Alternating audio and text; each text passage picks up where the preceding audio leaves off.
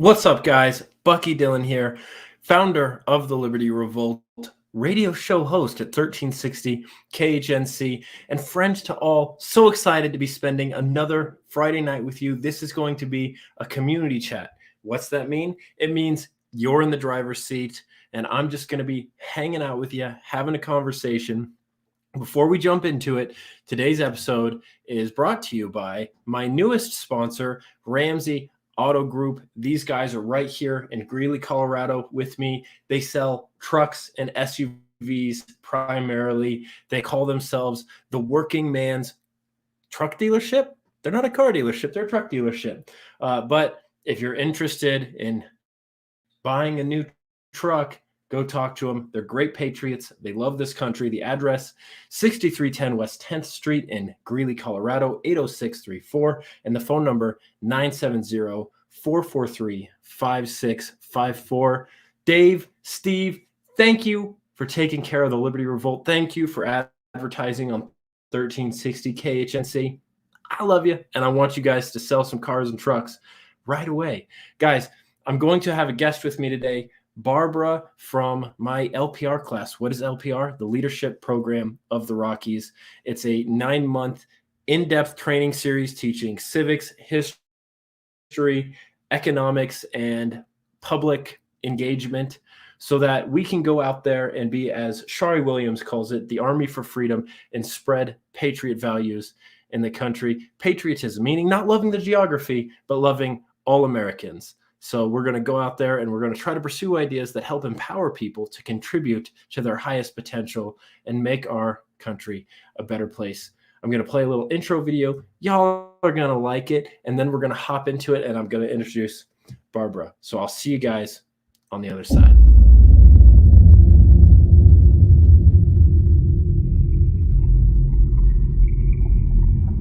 LibertyRevoltMedia.com.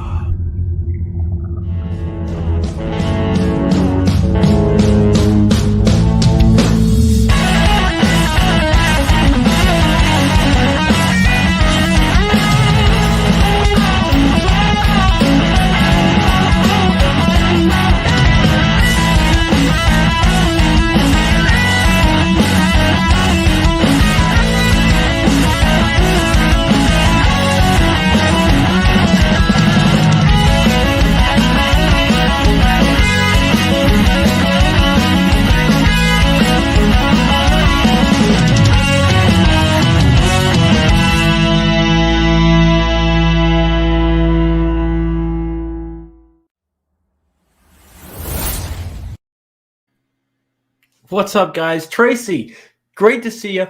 Always great to have you hanging out with us. And by the way, I think you were one of the few people that said you wanted a Liberty Revolt hat at cost. Since it's some of the first hats we're selling, we're not making any profit off of it. We're hanging it out for you guys to get with no extra charge. The cost it takes to manufacture the hat is the cost you're getting. Totally not made in China. That was my only stipulation. I think it's in Bangladesh where the original hat. But that's okay. Bangladesh seems like a nice place. Barbara, how are you doing today? Hi, I'm doing great. How are you doing? I'm fantastic. So the audience knows me. They don't know you. Mm-hmm. Who are you? Who am I? Who am I? Well, I'm a former liberal turned patriot. That's how I would describe myself, I think, in the best way. I work for a law firm called Mountain States Legal Foundation, where we help to actually defend people who have had their constitutionally protected rights taken away. And it's also a nonprofit. So what we do is we help people who actually can't afford their own legal counsel at all. And I fell in love with the place. I started working there a year ago, and I love everything about it. And that's all I really want to do is just continue to fight for liberty. So you have a walk-away story. I do. Where do I begin? All right, I'm going to share this to the walk-away page right now then. Okay, do it. Okay. I don't know where to start, really, because I've sort of, I guess, been walking away my whole life. I've always just kind of been that person that questioned everything Like I knew Santa wasn't real when I was like 3 years old, just because I started asking Blasphemy. questions. Yeah, right? Who would have thought? Um, but I guess it really hit me when the pandemic came out. I started seeing, why is everybody walking around in masks? At first, I was actually making masks. I cut out from my roommate. I was living in Philadelphia at the time. I took a sheet and I started cutting out little sheets to help give them to hospitals. Like I would make masks out of bed sheets with her. And, that was when it first came out because we didn't know what this thing was. We had no idea. It was pretty scary. And then after a while, I'm thinking, okay, something else has to be going on here. There's got to be something that may be politically motivated. Perhaps the government's taking advantage of this. And so I just started looking into it. I started doing my own research. I stopped listening to what they were telling me in college when they were saying kind of predetermined answers, such as, why is the American dream dead? Not is the American dream dead, but why is the American dream dead? And then we Hmm. had predetermined multiple choice answers like A, the patriarchy, or B, capitalism, because it creates a gap between the haves and the have nots. Um, C, racism, right? So there's all of these kind of predetermined um, questions that were going on, pre answered questions that I really kind of easily adopted those ideologies in college. And then it started coming back to me when I started realizing I'm living in a dystopia right now. I lived in Philly during COVID, and I literally started seeing my city go down in flames. Like, literally, there's literal flames. And I'm just thinking, this doesn't make any sense. Um, this is not the way that it should be. And I want to do something to help put it into this. So, yeah, I mean, I never even really was involved in politics. I never even, I actually was kind of anti political. I studied Buddhism and it had absolutely nothing to do with politics whatsoever. I wanted nothing to do with it. I only started to get involved when I guess I just became curious that something, something really big was happening with COVID. And, I think having the quarantine, all that time to myself, just gave me sort of the opportunity to start thinking for myself and find out what was going on. So it's a huge story. There's all kinds of details to it, but in a nutshell, yeah, that's how I came out. I'm glad all three of us are walkaways. By the way, I want to introduce Cole Masters, man of the minute. What's up, Cole? Hi. What's up, guys? Barb, it's nice to meet you. I've been listening since the beginning here, and I think your story is super interesting. It Thanks. dovetails nicely with our own story. We both got into politics kind of during COVID, and I think there was just so much time to sit around in your house and say, "What is all this bullshit happening?" Right, and Mhm. really start to Mhm. look into it. So, yeah, super interesting. In case you didn't know, I'm in mainland China right now. That's why I'm walking around with all these crazy skyscrapers and sounds. Hey, Yeah. what do Um, you think of the hypersonic missile? Fun the one stuff, that isn't can it? drop nukes from space. Yeah, isn't that awesome? Yeah, that's pretty cool. And if we don't have one of those, in retaliation, then I think there are going to be some problems. I think, to put it lightly, a hypersonic missile that can drop nukes from space is going to cause some problems, right? Yeah. Very lightly. They designed it specifically to bypass our Alaskan-based missile defense systems by going all the way around the globe, around the South. And I say the globe on purpose, Jason, if you're out there. Yeah, well, it's pretty amazing because here's the thing. It's still mutually assured destruction either way. They fire a couple of those off. Remember where our military bases are in Japan and South Korea. It's like a couple Mm. 100 miles away. There are no defenses that they have. They have zero. They've never had any defenses against those. So they may have leveled the playing field, but we can still both level the planet. And as long as we can do that. Wow, isn't that fun? Well, Cole, why don't you tell your walkaway story, and then I'll see if I can really fast track my walkaway story, and then I want to talk to Barbara. Yeah, so honestly, I think my walk away story started a long time ago. I don't think it was a gradual. I think it was a gradual process instead of more of a, oh, this happened all at once. I just slowly became disenchanted with identity politics and rhetoric, and victimhood and blaming and intersectionalism and postmodernism and all the BS kind of wound up in college life. Like Barb, you're talking about, you see it in every class. You kind of see it in every distinction, intellectual distinction that people are making these days. And I just thought to myself, if that has to go along with a certain political party, the Democratic Party and the political left, I don't want to be any part of it. I don't want to have to identify myself into a box and say, oh, these are the things that are causing all of society's problems, right? When you look at something and you say, this is definitely it.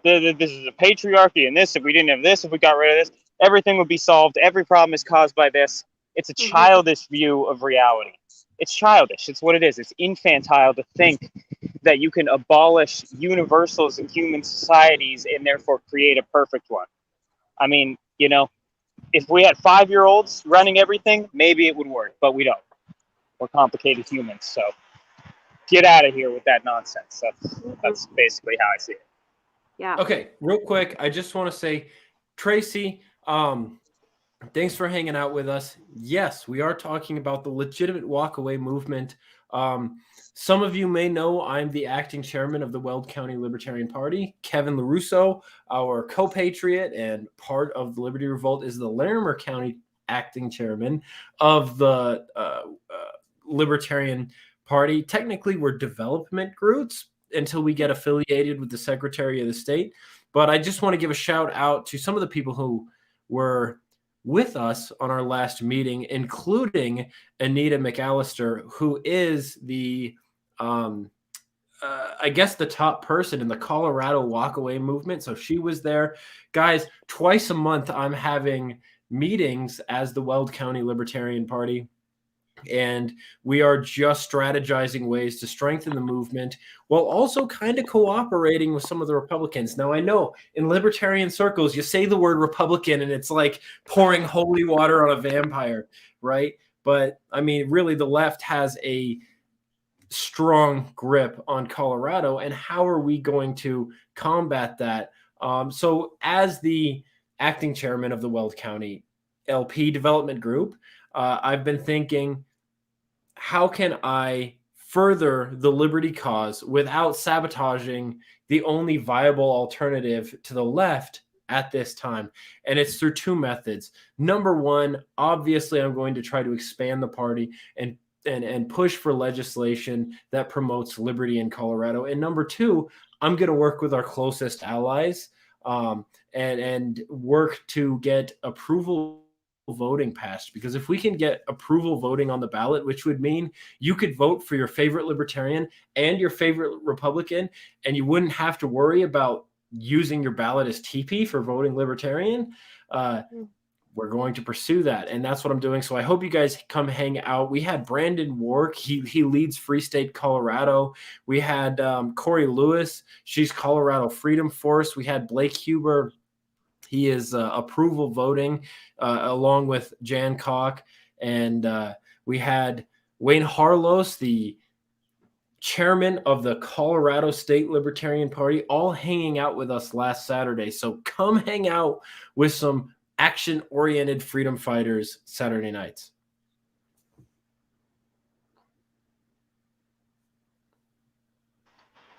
Yeah, so Barb, I want to hear a little bit more about your story. Like what? Yeah. So you're a lawyer. You said you're a public defender or a lawyer. And it's funny because most people who go into this field, people think, oh, it's a high-paid, high-powered career. Let me get into it. Well, I think you're the type of person who is actually there for serving the function of helping people, and you don't see it much. You don't. So first off, I appreciate it, but I do want to hear more about it. Yeah. So I work for a law firm, but I'm not a lawyer. I work with attorneys and paralegals, but I work in the nonprofit aspect of it as a fundraiser, because what we do is Yeah, so everything we do is pro bono. So anybody who can't afford their own legal counsel, we just do that. We get all of the help in order to fund their court fees from donors. So it's completely ran by donors. So we need a fundraiser to go in and find these people who are willing to give to the cause. Um, but one of the biggest things that I'm seeing happening right now that I see as the biggest issue is these tyrannical vaccine mandates, from Biden's executive order. And the biggest problem I'm seeing with that is we can't take the cases. We can take COVID related cases as it relates to due process, or as it relates to people who have had religious exemptions. A lot of those are getting approved, but we're not taking these new cases with the vaccine mandates because we would lose. That's the consent, or what seems to be the consensus right now, from my understanding, is that it's better to wait until we know that we have a good chance of winning than to do it now, fight it, and then have this precedent set that actually makes us have less freedom, even less freedom than we have now. So it's kind of a difficult pill to swallow, and I think in layperson's terms, for me, myself included, I don't totally understand it, but I'm trying to understand it more, because for me, this is the biggest passion that I have, and it's the hardest thing for me to accept right now. And so going back to my story, I think the reason for that, a lot of what that has to do with is just the fact that I woke up during that COVID era. It was last year. I had all this time to myself. And then I just started thinking about things differently. One of the things that I did in college that was really good for me was I studied abroad in England. I majored in psychology. I took a class that was called The Psychology of Everyday Persuasion over there, and we studied propaganda. And this professor that I had, he literally changed my life. He was one of the few, and a lot of them did, but he was one of the few who taught us how to think for ourselves. And that was literally the last day of class. He literally said the purpose of this class was to have you all think for yourselves. And what's funny is what I remember most of that class was the last assignment that we got. The last assignment that we got was we had to look up different conspiracy theories, and we had to research them and assess for ourselves whether or not they were true. What was interesting was that we weren't graded on the assignment because we were going back to class. We were going back to America actually before we were even able to have it graded. So we already got our grades, but he still gave us a last assignment. And so we're all looking at each other like, why are we getting this assignment? Why why is it important? So he says, this isn't going to be graded, but you have to do it. And if you don't do it, there's going to be consequences. No one did the assignment because it wasn't graded. Um, but then 5 years later, COVID hits, and I'm thinking to myself, yeah, there's going to be consequences. And these are the consequences. I heard his voice in my head after all of this stuff starts happening, right?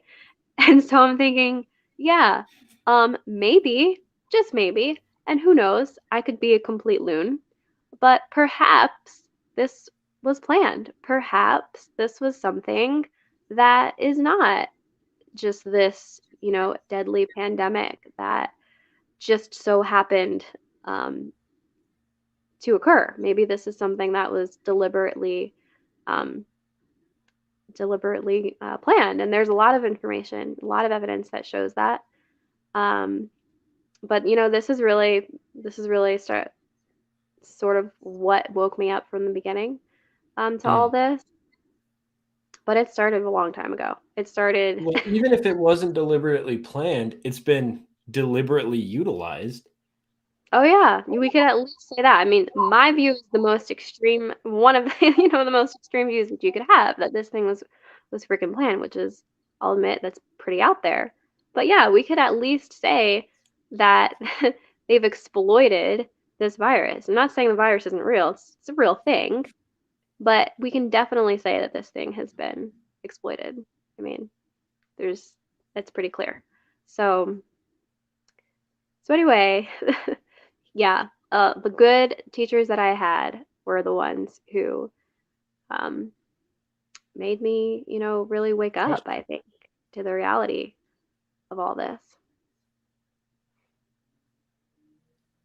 Interesting.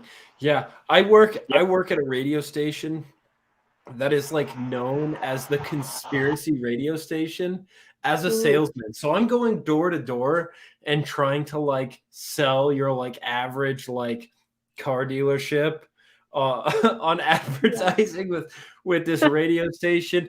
And sometimes I swear I'm like going, please don't turn on the radio.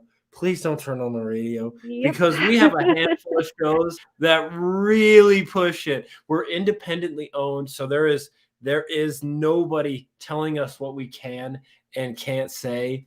And some of the people in upper management really want to push the limits of what we can say. Things that I Mhm. certainly cannot repeat on these social media platforms that we're streaming on without Yeah. getting totally deplatformed, which has happened not once, twice so far. Liberty Revolt has been knocked off, and we're coming back, and we're coming back strong. But yeah, I think there's plenty of evidence to suggest that when the US blames China, they're kind of right. When China blames the US, they're kind of right. And people who are in charge of navigating us through this are the very people that are responsible for this. And Bingo.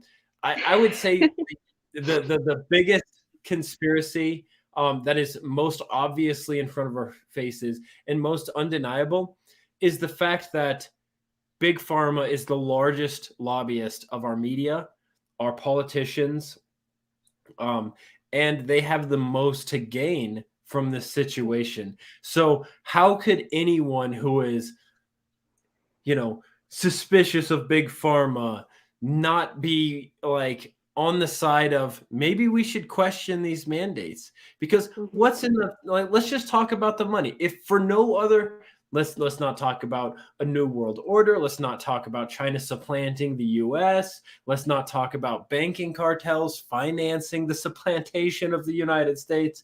Let's talk only about following the money.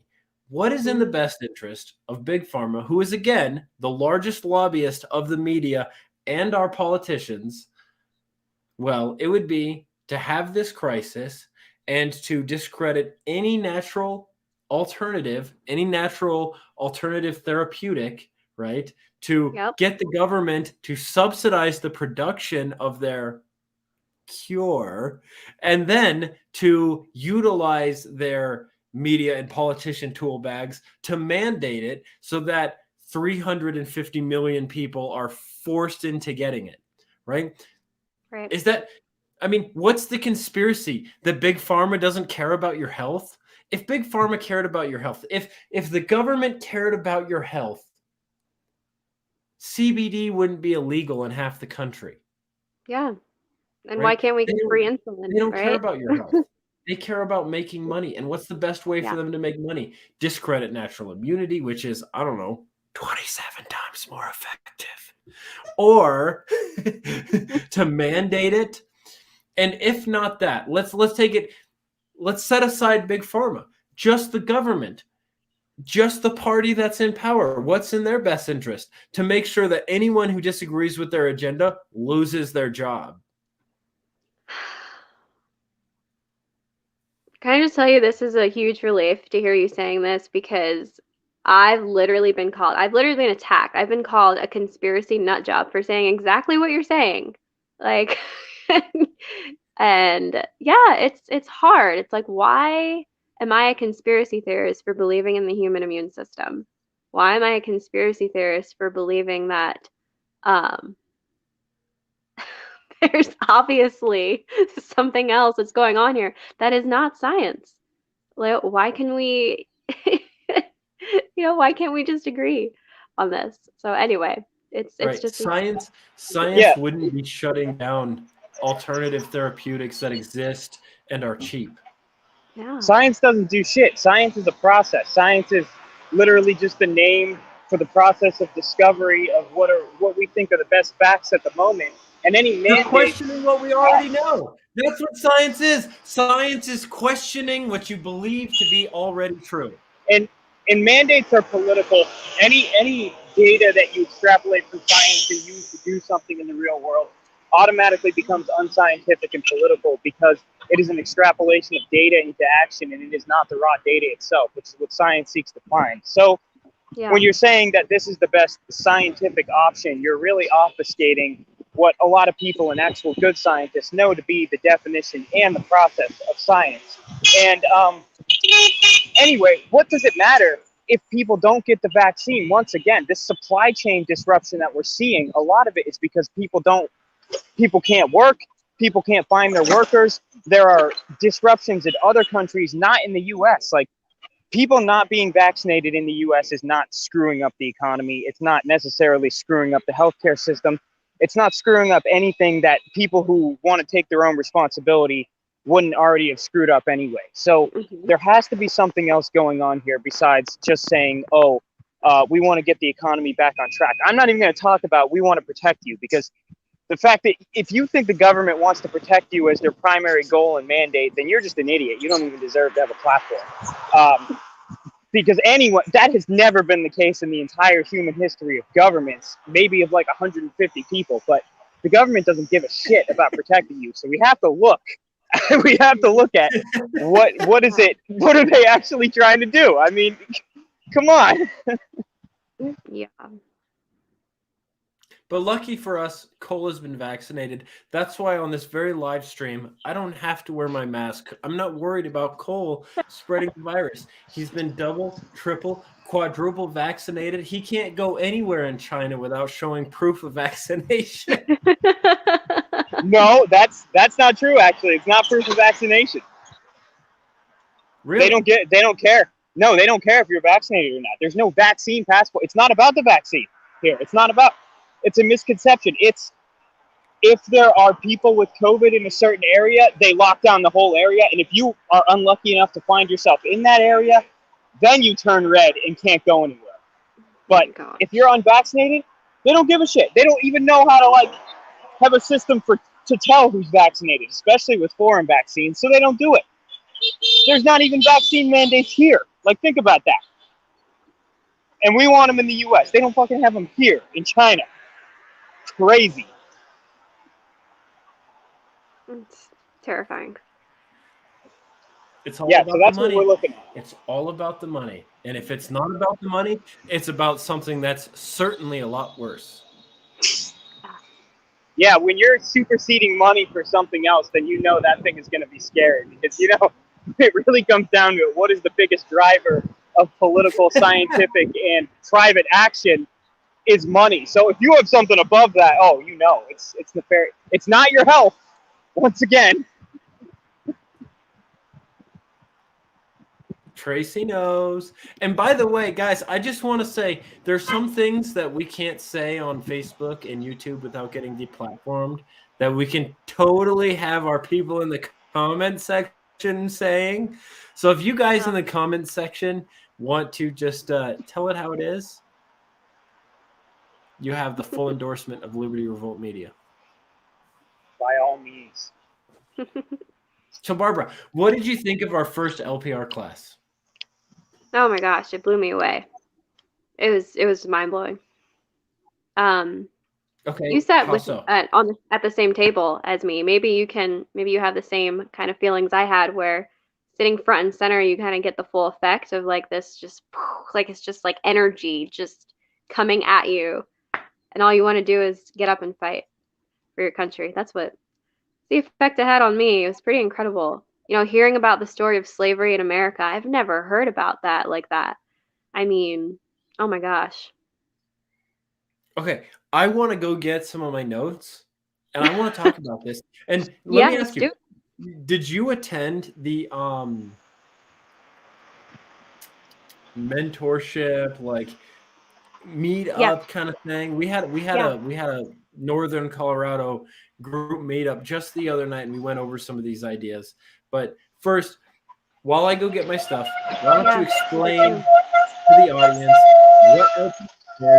what you're doing in it while I mute Cole? Excellent. Um, Call me myself. well, Dylan, I got to get out. This Of the stream cult. started a little later for me, so I'm No, that's walking to perfect. work. Yeah. Yeah, so Hey, have fun. Hey, I got to be to hope a work in brick 3 doesn't minutes. fall on your So, head. Yeah. You better I hope run. a brick doesn't fall on your head. yo, structural integrity, guys. If I don't show up for the next stream, you'll know that I've been killed by Chinese infrastructure or maybe something else. So, Okay. Hey, see you, man. good hanging out with you Thank guys. you. See ya. Bye. All right, Barbara, I'm going to run down the stairs, and I will literally run, okay? Tell Okay. everybody about LPR and your experience in the class Okay. so far. All right. All right. Well, it's hard to even know where to begin because this class has literally been, and it's only been one class. I know I'm going to sound like I'm in a cult, but I'm not. Although I think the left likes to describe us as a cult, which from what I've heard. But anyway, it's been the best thing that I've ever done so far. And I can tell that it's going to continue to be. I've talked to other people in the class and other people who have been through the class who have also said the same thing. And so the first class we had, it was split into two different teachers. We had a class that was called Defenders of Capitalism, and then we had another class that was called Defenders of the Declaration. So the Defenders of the Declaration class was taught by this doctor who was extremely passionate, and he just came across as, patriot who wants to just fight for his country. And he was going in and he was talking about the Declaration of Independence and the Constitution and the founding of America through this perspective that I don't think anybody's ever heard of before. Oh, Bucky's got his notes. No, I've got That's his him. book. Oh, that's Tom. That's That's Tom. him. Yeah, That's Mr. Cranwitter. that Yeah, guy I have is one of just his books. insane, like in the best way. And then Michael, our other teacher for the capitalism class, he was amazing too. He comes, so Michael kind of makes you want to like stop talking and listen and kind of re-examine all the thoughts that you've had before, whereas Tom is more, this is a feeling and an idea that you've always had inside you.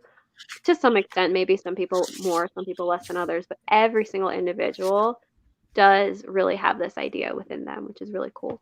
And he just kind of expands on that and makes you kind of bring out the best of that idea. So where do we start? Like, where do we begin with knowing what to cover, what to talk about? What was the best? I think if you had one moment of that class, what would you say was your favorite? Okay, well, I'm a little biased. So we had the little Northern Colorado mentorship kind of follow-up meeting with my fellow classmates, and everybody felt like Cranwitter was a tremendous performer. He was a tremendous expository of the ideas, and he had a tremendous knowledge of them. Mm-hmm. Obviously true. I happen to be a little bit biased.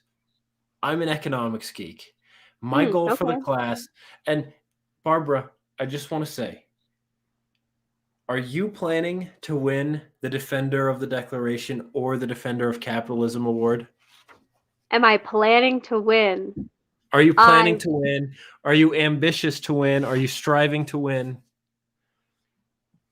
It would be amazing to win. I should say, yeah, I'm planning to win. Those are great words. Like that's a really good verbiage.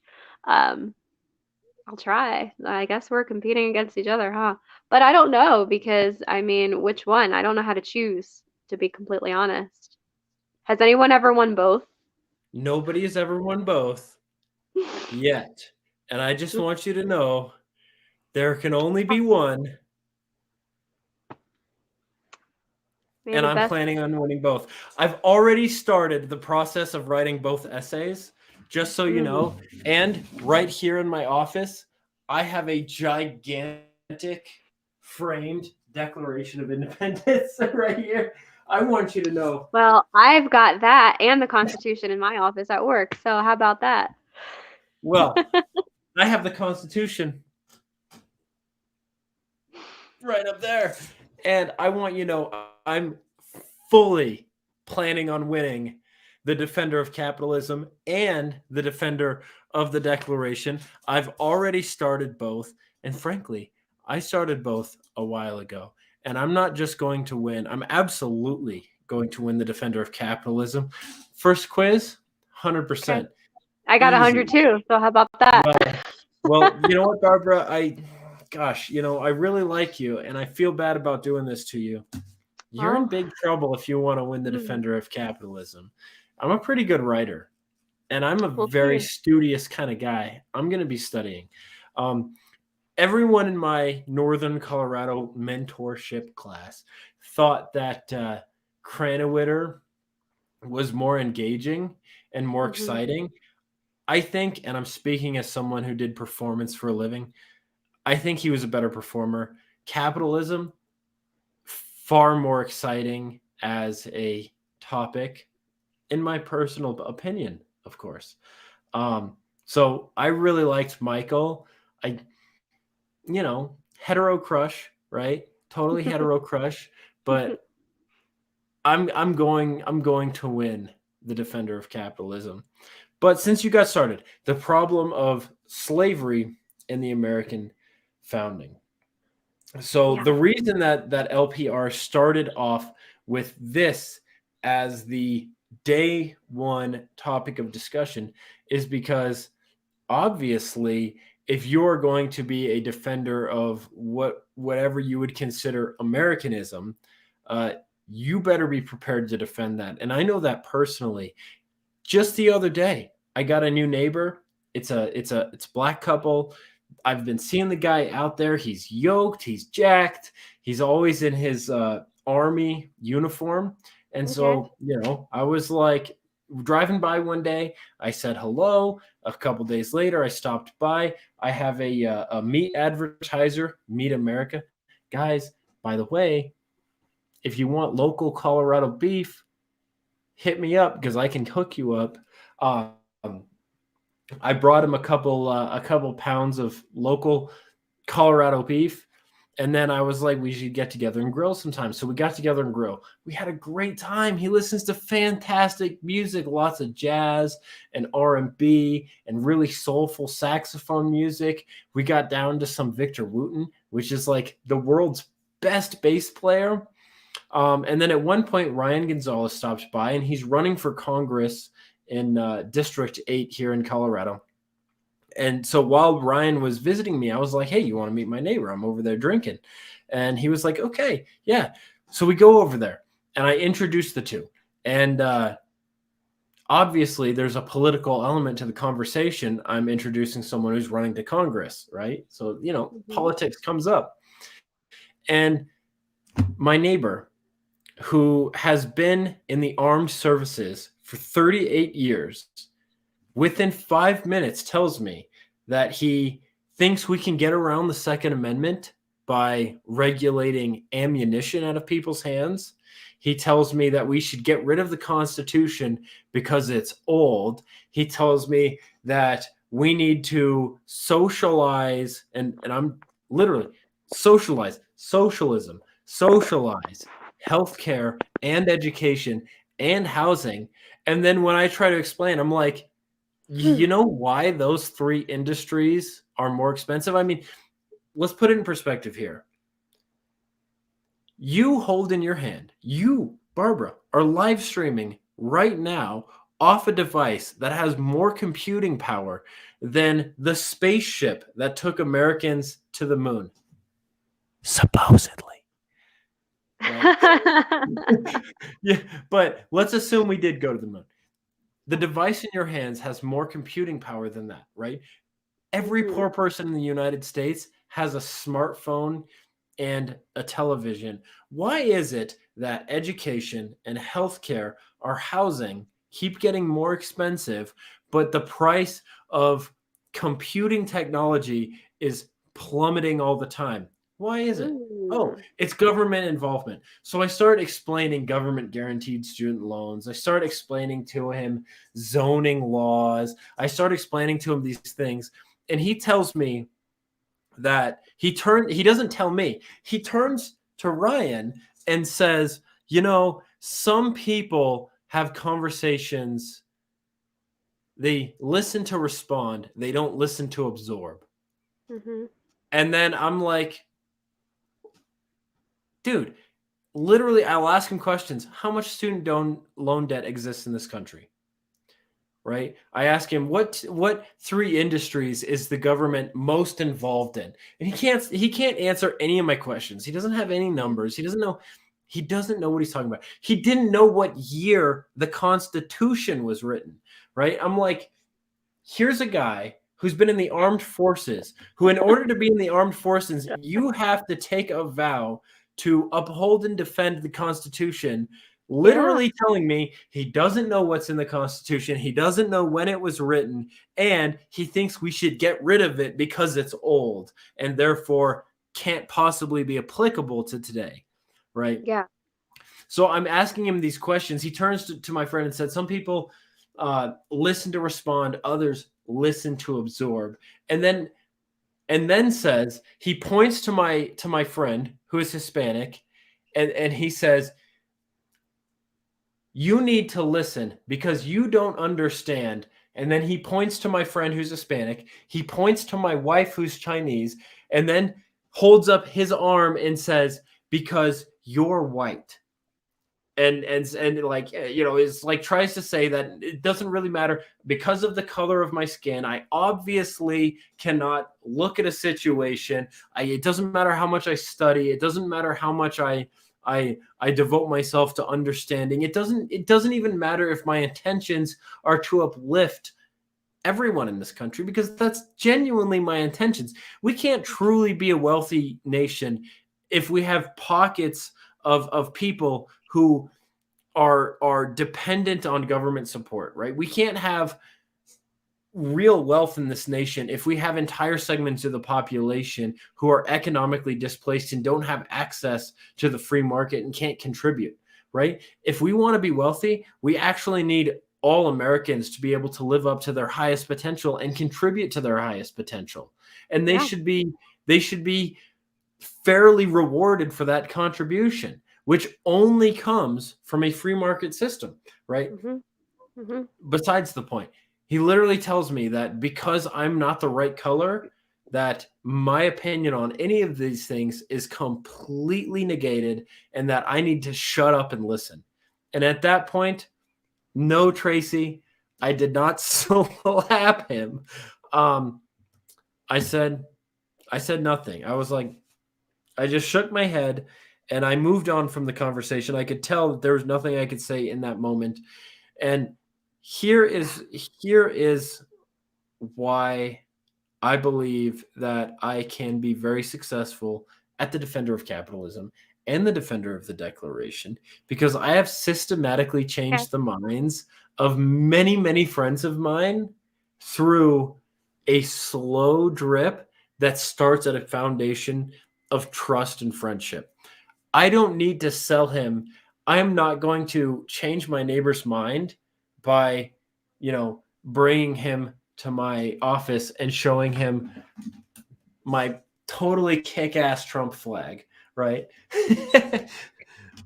I am going to win him over by, first off, knowing what the fuck I'm talking about. And secondly, being his friend and not forcing my opinions on him. I'm going to continue hanging out with him. I'm going to demonstrate through my actions that I genuinely care about him and I want to have a relationship with him. And every once in a while, I'm going to subtly educate him on some of the things some of the questions he obviously can't answer. And I'm going to give my perspective on it. And it's not going to be at 10:30 at night when both of us have gone through 4 very strong glasses of whiskey, because my boy is a whiskey connoisseur and we like to have a good time. It's going to be, first off, through real patriotism, which is actually loving your fellow American and establishing a trusting relationship and friendship with them, and then having some of these difficult conversations in a uh, controlled and strategic way. And I can do it. I know I can do it because I've done it many times before. Well, I believe you, but I also believe in me. Okay. Well, why don't we talk about the problem of slavery in the American founding? Okay. As a couple white people, of course. So, if you're listening, you don't have to consider any of this legitimate conversation. We don't measure up to the melanin charts here, but we'll do our best. We'll do our best.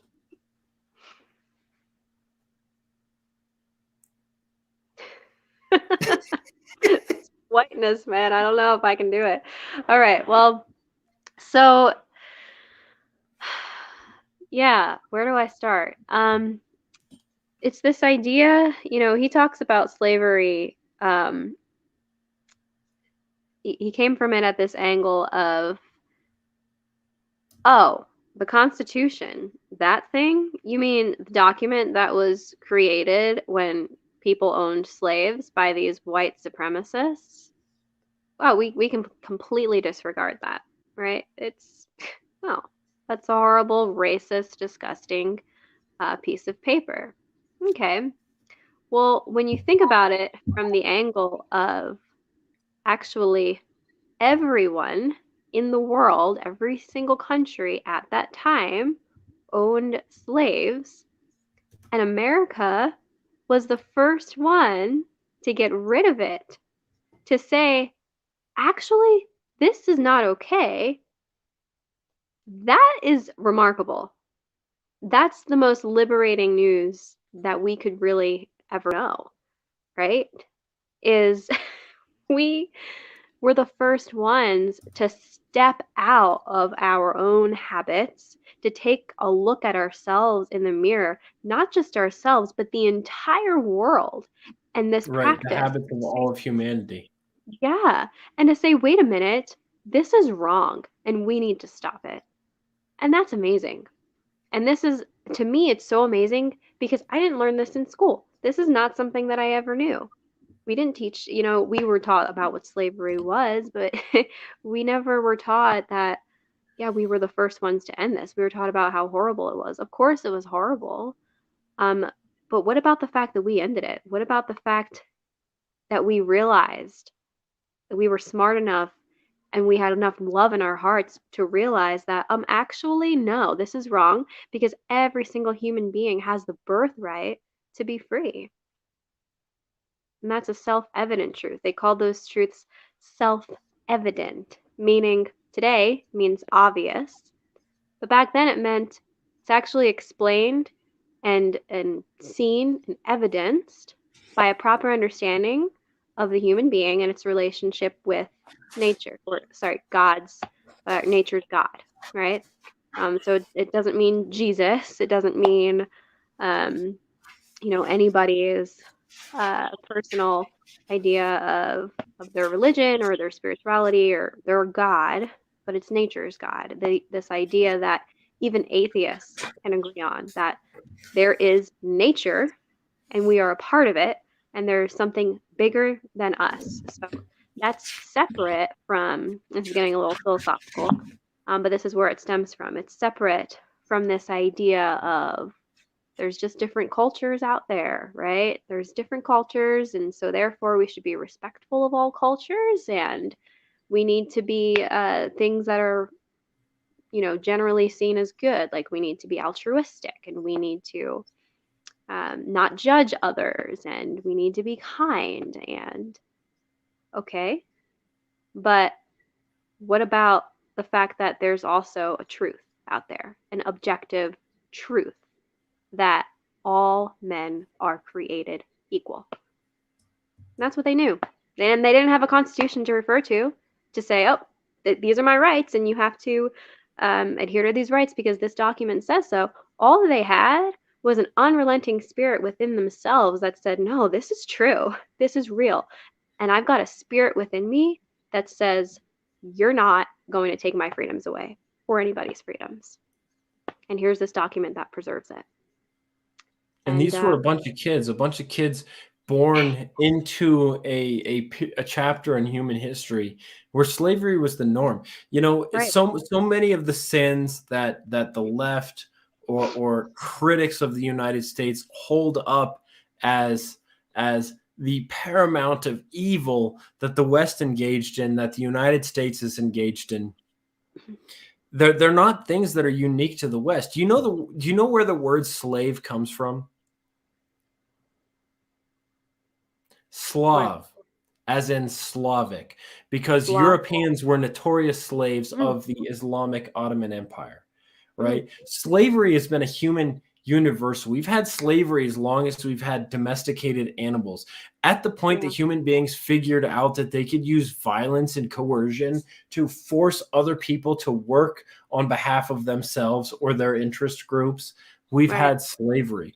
What's unique about the West is not the idea that we had slavery. It's the idea that through Judeo-Christian values, and I'm not even speaking as someone who's like a devout religious person, is that through these specific values, we were able to come to the conclusion that every human being had certain inalienable rights that could not be violated without a great moral tragedy occurring. And this is what was written to the Constitution. What's unique about the United States, not just that we pioneered representative government, the abolition of slavery, civil rights, and so many of the other things, but that we were one of the first countries to ever come into existence that wasn't born out of conquest and violence, right? The story of almost every civilization to ever exist has been bandits in Ruritania conquer the people of Ruritania and declare themselves the natural nobility, and then decree their laws upon their subjects, right? And that's how a nation is born. After some time, voila, another nation is joined, the family of nations, right? The United States was born. Yes, there was violence involved. They had to fight their way out of the current system. Yeah. But it was born on an idea that they didn't necessarily live up to at the time, an idea that people who had grown up around slavery, who had grown up in these circumstances, were able to step outside of their own culture and say, wait, there are certain moral objective truths, and these truths need to be cemented into our political structure, and that political structure needs to respect certain rights and is only granted its power through the consent of the governed.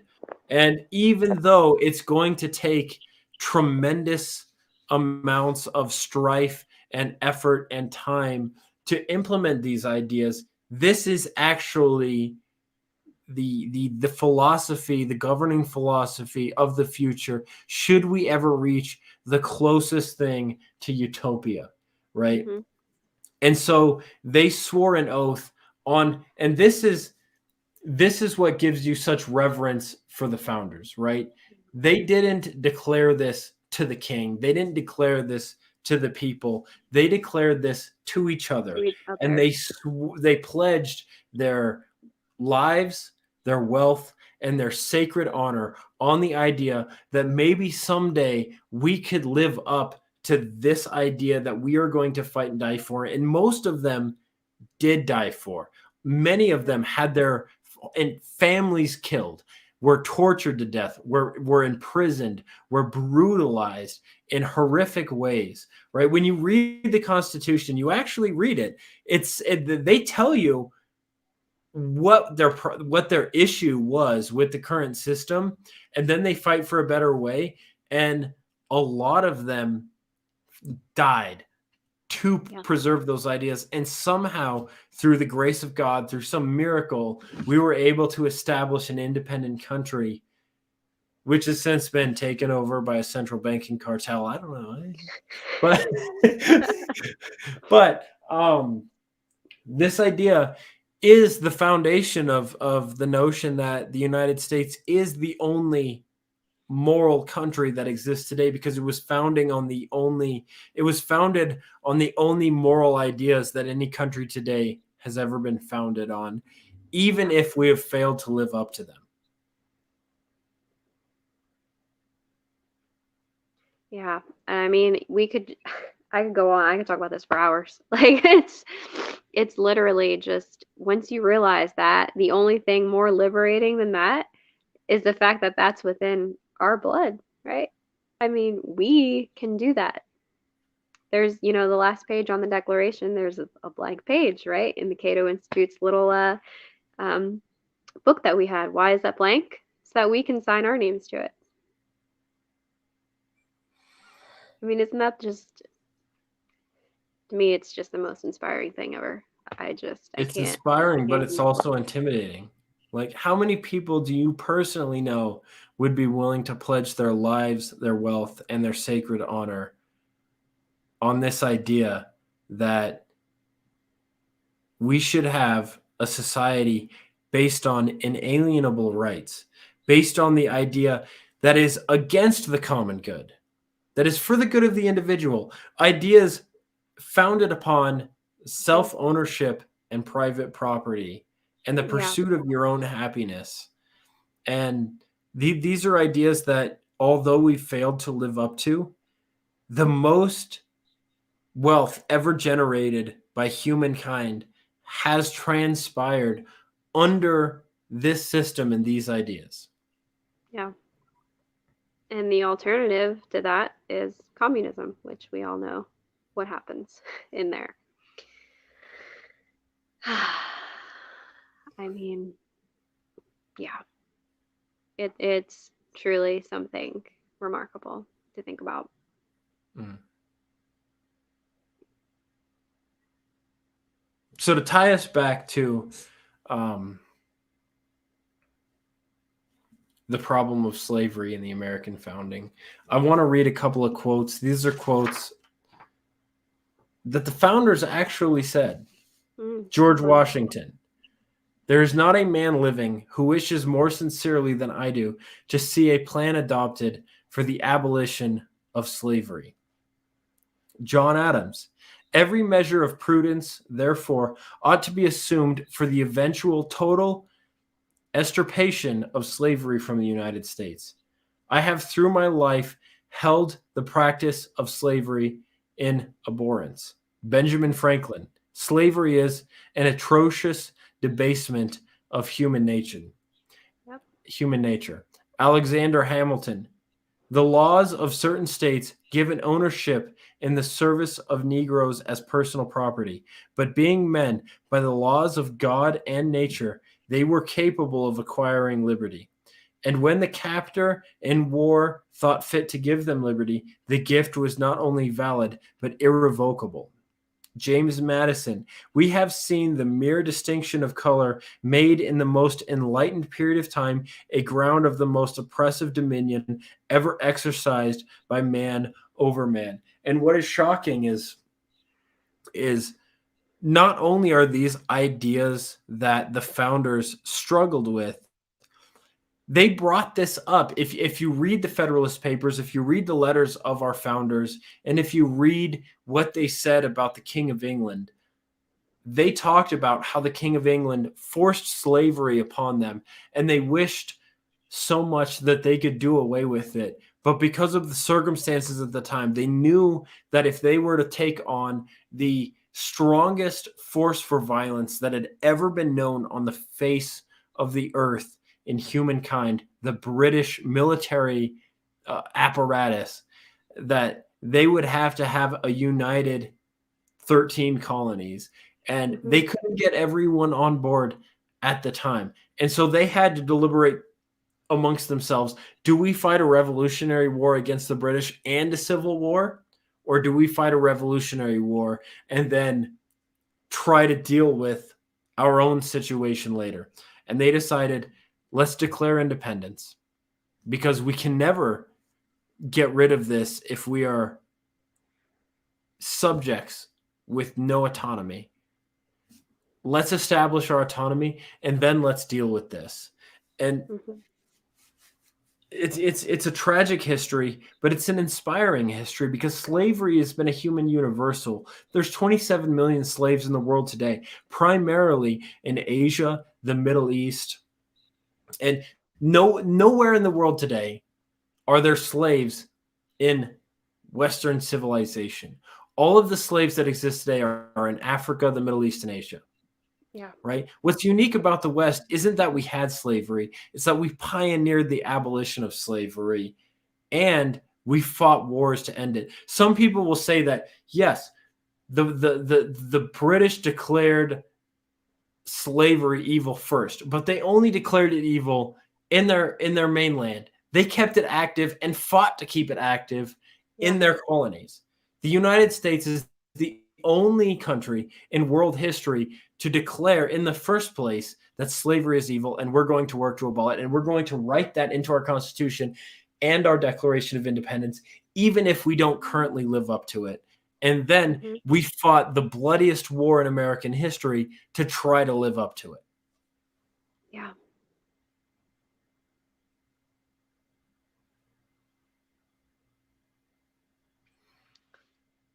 Thomas Jefferson, he, George III, has waged cruel war against human nature itself, violating its most sacred rights of life and liberty in the persons of a distant people who never offended him, captivating and carrying them into slavery in another hemisphere, or to occur miserable death in their transportation thither. This piratical warfare, the opprobrium, oh my gosh, they wrote in such a vocabulary, it's very difficult to say. The opprobrium of infidel powers is the warfare of the Christian king of Great Britain, determined to keep open a market where men should be bought and sold. He has prostituted his negative for suppressing every legislative attempt to prohibit or to restrain this execrable commerce, and that this assemblage of horrors might want no fact of distinguished dye. He is now exciting those very people to rise in arms among us, and to purchase that liberty of which he has deprived them by murdering the people on whom he has obtruded them, thus paying off former crimes committed against the liberties of one people with crimes he urges them to commit against the lives of another. What Thomas Jefferson is saying here is that King George III forced slavery on America, and then during the Revolutionary War began encouraging slaves to kill Americans in their fight for liberty, in pursuit of the idea that all men were created equally, by offering to reward them if slaves would revolt and kill Americans. And Thomas Jefferson was saying, you know what, you are responsible for this crime in the first place, and it is a crime and it is evil, and how dare you then turn around and use that crime to try to castigate us as the perpetrators of evil.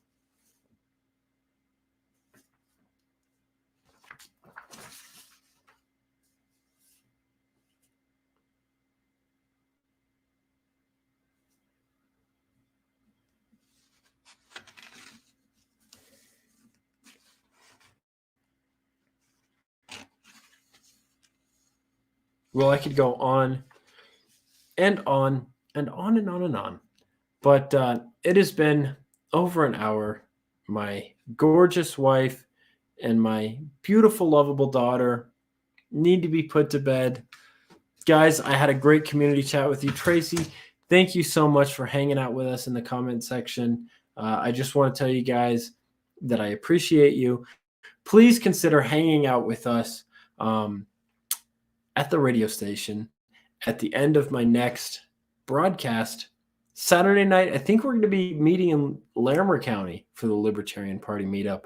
And then, not this upcoming Saturday, but the Saturday after that, we'll be meeting at the radio station for the Weld County Libertarian Party Development Group Hangout. I hope to see you guys around. Thanks for hanging out, and I hope you have the most wonderful night. I'm going to sign off and say goodbye. I think we lost Barbara. Hey, guys, have a good night.